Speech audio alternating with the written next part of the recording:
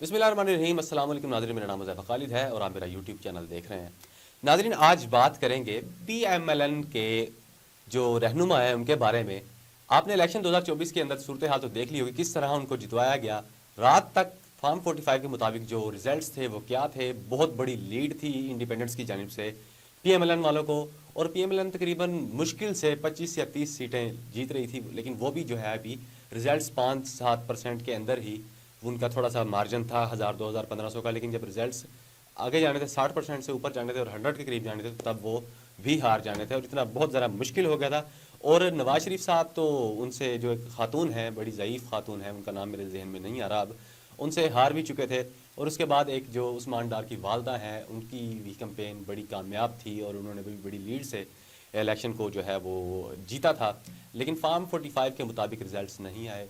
Farm 45 जो है वो चेंज कर दिए गए और फार्म 47 जो है वो बिल्कुल ही उसके उल्ट नज़र आया और रात को बिल्कुल इसके अंदर चेंजिंग की गई और बाद में जो है वो सारे निज़ाम ही उल्ट पुल्ट हो गया। लेकिन फार्म 45 अब सुनने को आ रहा है कि नए भी बन रहे हैं।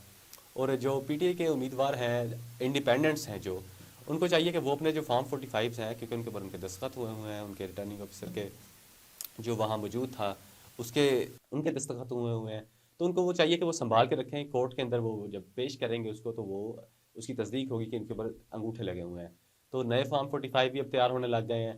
उसके बाद नाजरीन, आपको मालूम है कि किस तरह अब बराबर किया जा रहा है मामला और पीएमएलएन को इक़्तिदार के अंदर लाने की कोशिश की जा रही है। लेकिन अभी तक 5 रोज़ तकरीबन होने को हैं और ये जो सिलसिला है ये अभी तक नताइज पर नहीं पहुँचा कि कौन जीता है, कौन हारा है।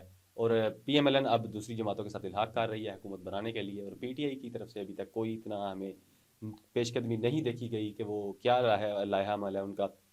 आपको एक पीएमएलएन के जो रहनुमा हैं, बड़े मशहूर रहनुमा हैं, और आपको बताते चलें कि रिचेस्ट पार्लियामेंटेरियन इन पाकिस्तान, यानी कि पाकिस्तान के अंदर सबसे अमीर तरीन पार्लियामेंटेरियन है। एक छोटे से इलाके से उनका ताल्लुक़ है, भावलनगर के करीब से।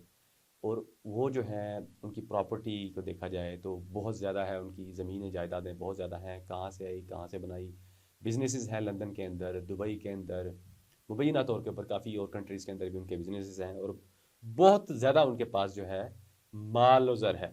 तो ये कहाँ से आया एक छोटे से इलाके से एक आदमी के पास, तो इसके ऊपर तहकीकात भी होनी चाहिए।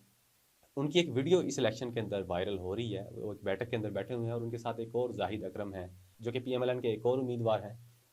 वो भी उनके हमरा बैठे हैं और वो अपने पलंग के ऊपर लेटे हुए हैं और कह रहे हैं कि इस बार जिसने वोट ना दिए उनके मैं कड़ाके निकाल दूंगा। वो पंजाबी में कह रहे हैं, इस बार जिन्होंने वोट मैंने ना दिते मैं कड़ कड़ाके देंगा। नाज़रीन, आप ये वीडियो भी मुलाहिजा फरमा लें जिसके अंदर वो खुद कह रहे हैं कि मैं उनके कड़ कड़ाके दूंगा।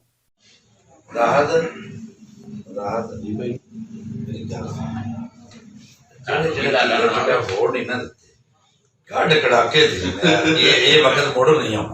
नाज़रीन, वीडियो आपने मुलाहिजा फरमाई। ज़ाहिरी बात है कि जब आपके साथ ताकतें होंगी तो आपके अंदर इतनी जुर्रत भी आएगी कि आप किसी को धमकी देंगे कि मैं आपके कड़ाके निकाल दूंगा मुझे अगर वोट ना दिए तो।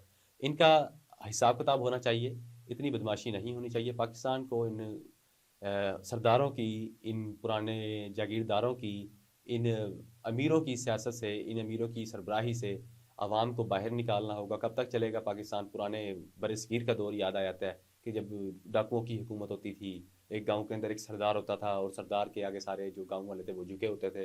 वो चाहता था वो किसी को सजा देता था। तो अभी भी ये सिलसिला बदकिस्मती से पाकिस्तान के अंदर चल रहा है और दुनिया जो है वो चांद के ऊपर जा रही है। लेकिन हम जो है बदकिस्मती से इन सरदारों के, इन वडेरों के दरमियान में, इनकी चक्की में पिसते जा रहे हैं। इनका हिसाब किताब होना चाहिए, इनसे पूछा जाना चाहिए कि आप इस तरह की बदमाशी क्यों करते हैं, क्योंकि गैर आइनी है किसी के ऊपर किसी का हक जो है, उसकी वोट का हक, उसको कहना कि मैं मुझे दो, मैं आपको धमकी देता हूँ, नहीं तो मैं आपके कड़ाके निकाल दूंगा। तो ये बड़ी बुरी चीज़ है। इसके ऊपर जो है एक्शन भी होना चाहिए और इनको ताकि मालूम हो, पता लगे कि इस तरह के बयान जारी करना अपनी ज़ाती ताकत को और गलत इस्तेमाल करना है बिल्कुल गैर आइनी और गैर कानूनी है। किसी को हक नहीं कि वो अपनी ताकत का किसी के ऊपर जोर जमाए। हर बंदा पाकिस्तानी कानून के ताबे है और कानून से बालातर कोई नहीं है। यानी कि वो धमकी दे रहे हैं कि जिसने मुझे इस बार वोट ना दिए मैं उनके कड़ाके निकाल दूंगा, उनसे ऐसा बदला लूंगा कि वो याद रखेंगे। तो ये हाल है हुक्मरानों का कि वो धमकियां देकर वोट हासिल करते हैं। और वीडियोस तो आजकल बेतहाशा वायरल हो रही हैं, ट्विटर भरा पड़ा है, कोई फायरिंग कर रहा है, अगर उसके खिलाफ चोर चोर के कोई नारे लगाता है, अपने गार्ड से गन छीन लेता है, कोई बदमाशी कर रहा है, कोई जाके किसके ऊपर जुल्म कर रहा है, और जितने भी पीटीआई के आज़ाद उम्मीदवारों के ऊपर जुल्म हुए, उनके घरों के ऊपर छापे पड़े, पीएमएलएन के जो उनके अपोजिशन में उनके जो मुखालिफ जो लीडर्स हैं पीएमएलएन के, उन्होंने ही करवाए। ख्वाजा साहब ने इसहाक डार की वालदा के ऊपर तशद्दुद करवाया, और ये सारा जो है सिलसिला इसी तरह पूरे जितने भी पाकिस्तान के अंदर ये सिलसिला चलता रहा, ये उनके अपोजिट जो अपोजिशन के अंदर दूसरे पीएमएलएन के रहनुमा थे, उन्होंने करवाया। मुझे इजाज़त दीजिए, अल्लाह निगहबान।